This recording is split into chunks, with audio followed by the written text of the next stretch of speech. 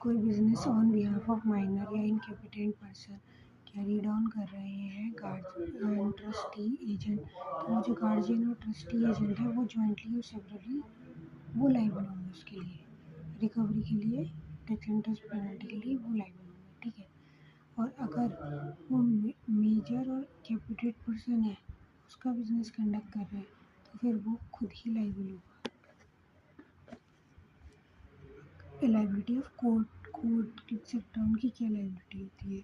ठीक है। अगर in case taxable person owning business in, तो जो स्टेट है पोर्शन ऑफ स्टेट है, अगर वो अंडर कंट्रोल है कोर्ट ऑर्डर ऑफ कोर्ट के, तो जो एडमिनिस्ट्रेटर जनरल होता है, ऑफिशियल ट्रस्टी होता है, रिसीवर या मैनेजर जो अपॉइंट करा है कोर्ट ने, वो रिकवरेबल, उससे रिकवरी होगी और वो लाइबल होगा। अगर किसी पर्सन की डेथ हो जाती है, उसका बिजनेस कंटिन्यू हो रहा है, तो उसका लीगल रिप्रेजेंटेटिव और या फिर जो पर्सन जो कंटिन्यू कर रहा है वो लाइबल होगा। लेकिन अगर उसका बिजनेस बंद हो जाता है, तो उसका लीगल रिप्रेजेंटेटिव लाइबल होगा to the extent of his estate is capable of meeting the liability. ठीक है।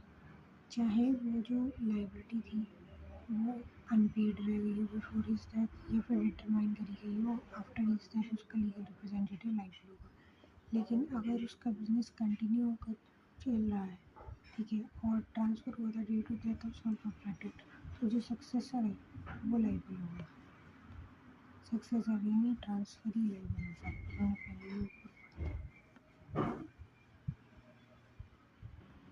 अगर HUF या AOP का पार्टीशन हो जाता है, तो कोई भी पर्सन मेंबर ऑफ ग्रुप जो कोई भी पर्सन या मेंबर था ग्रुप का, वो जॉइंटली और सेवरली लाइबल होगा। जो up to time of partition member था, वो जॉइंटली और सेवरली लाइबल होगा।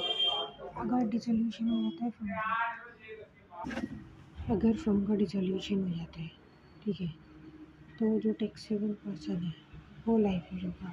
अगर फर्म डिसॉल्व हो जाती है, तो एवरी पर्सन जो पार्टनर था उस टाइम या मेंबर था, वो जॉइंटली और सेवरली लाइबल होगा up to time of dissolution. ठीक है।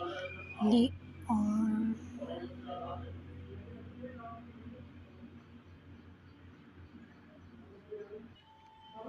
पहले जो बिजनेस था वो गार्जियन वार्ड और ट्रस्टी कैरी ऑन कर रहा था ऑन बिहाफ ऑफ माइनर, तो ये लाइबल थे। अब गार्जियनशिप ट्रस्टीशिप टर्मिनेट हुई, तो जो वार्ड और बेनिफिशियरी था जिसके बिहाफ पे कैरी ऑन कर रहे थे वो लाइबल होंगे। ठीक है। Up to